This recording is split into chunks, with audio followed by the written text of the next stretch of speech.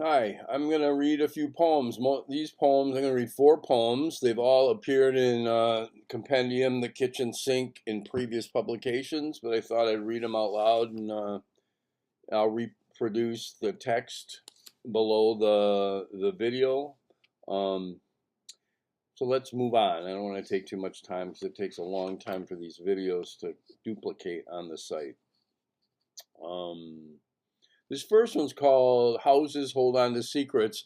We visit a natural area down in southern Michigan, Shiawassee National Wildlife Refuge, and it's outside of Saginaw, Michigan. It's one of those towns, industrial towns that were abandoned by the automobile industry. Um, anyway, Theodore Roethke was from that town, and I've probably driven by the house that was where he was born and raised um, a dozen times and never noticed it until my last visit. So they've made it into a Michigan, historical site. They've done some restoration of the house. Um, anyway, so I wrote a poem about that. It's called Houses Hold On to Secrets. There's an epigraph from Theodore Roethke. Um, I live between the heron and the wren, beasts of the hill and serpents of the den. Houses hold on to secrets, the dreams and futures once desired, lost in cobweb corners and cupboards. How emptiness sinks in like dark matter, all mass and no visibility, nothing that can be traced or drawn out, but still bearing indescribable weight, ghosted presence unrevealed. Take Roethke's Saginaw home, once the gatehouse to his family's tribe of greenhouses, gone now, all cul-de-sac and brick ranch, made guardian of what was unspoken. Some last straw split the families after his father's death, and next door, an uncle's earlier suicide, years before the poet's house became a respite after flights into drunken mania. Brilliance, too. That spark rusted from flames of misunderstood, maltreated paroxysms. His spinster sister burning all the family photos and letters before she died, as if the rooms would fail to reverberate the mysteries of absence and a certain lack of sobriety. There must have been laughter, too, and joy. I know enough of its ether, emanating even from the insanity and genius, to fathom the poetry of familial pain and estrangement, even love and roses, poinsettias, calla lilies, the humid want from all those long glass houses, all that sweetness released into a city of convergences. So many rivers come together there. It becomes difficult to follow any single thread. First, the birds disappeared, egrets, herons, and eagles, victims of DDT and feathers for ladies' hats, and now, as the entire town struggles against abandonment, those flighted miracles return, familiar once again. Abandoned houses where the poet lived, rescued from the wrecking ball, secrets still alive, pre-verbal in the moldering woodwork and a faltering back porch. The wall, explicit language of rift, built between the homes, Roethke's, and the one his uncle built before he killed himself, no longer there, unrelinquished. Ah, it's true. Restoration rarely deciphers such shame, such painful, painful silence. The next two poems are from a little collection I put out probably 20 years ago. Um, After a visit to Spain, um, I've published these in Compendium, The Kitchen Sink before. I read these two at a little reading we have in Petoskey here a while ago, and kind of liked them again and want to read them. And I think they really resonate with what's going on in the country right now, particularly the way people are being kidnapped off the street and taken away to God knows where. Nobody knows where, or if we do know where, we can't see them or don't even know their names. Kind of reminiscent of the way the poet Lorca was taken by Franco's goons. And I wrote a little piece about that, about my experience and about how that does resonate in kind of a mysterious, spooky way. to what's going on now in the United States.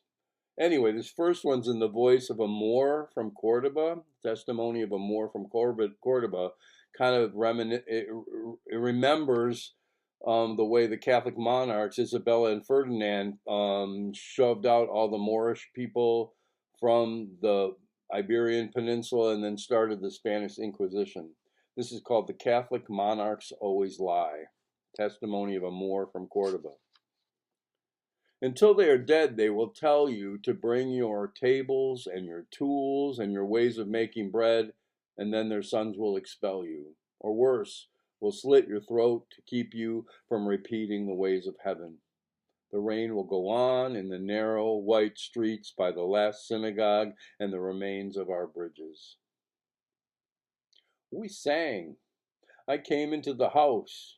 It was your house, and soon the Catholics burned out our stars with crosses and drank their blood and ate their flesh. We will always remember it.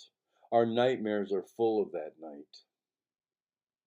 I sleep under the arches. The minarets are turned to bells. I will have no more of these sacrifices. I stand in the doorway in the rain. I no longer care if I get wet. There are many ways to be cleansed. There are acres of oats and olives, pillars, domes, and walls, the relay towers all the way to the next city.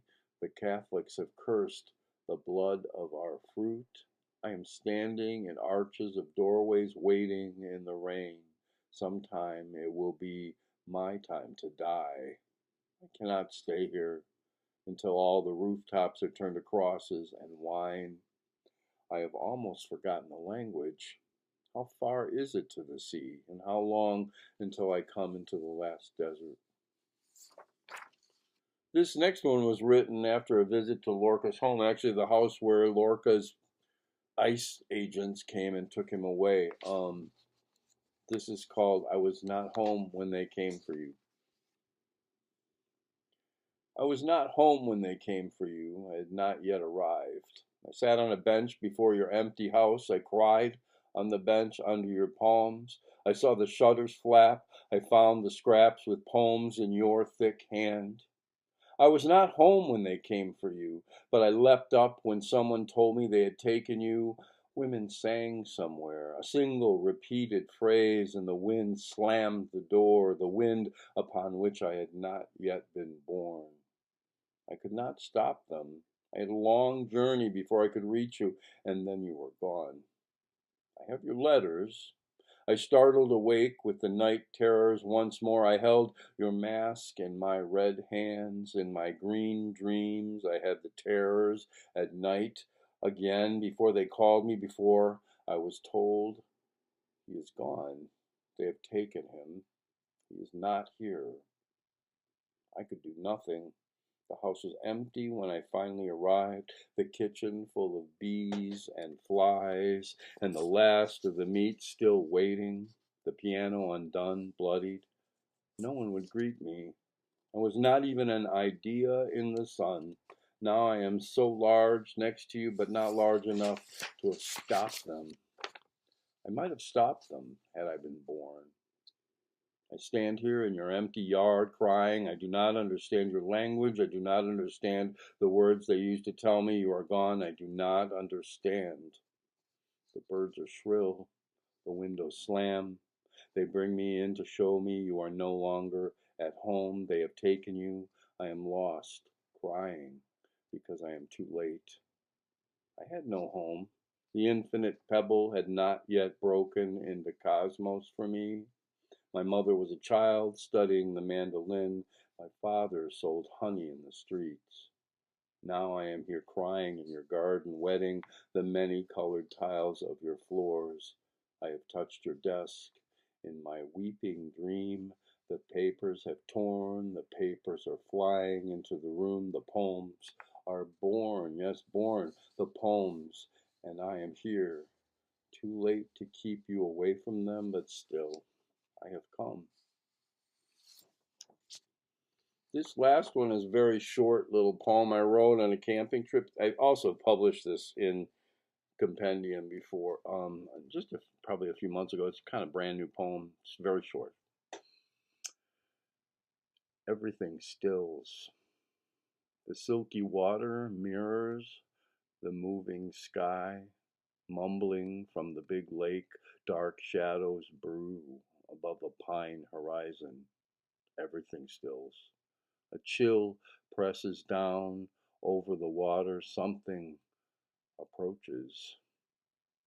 We think we are prepared.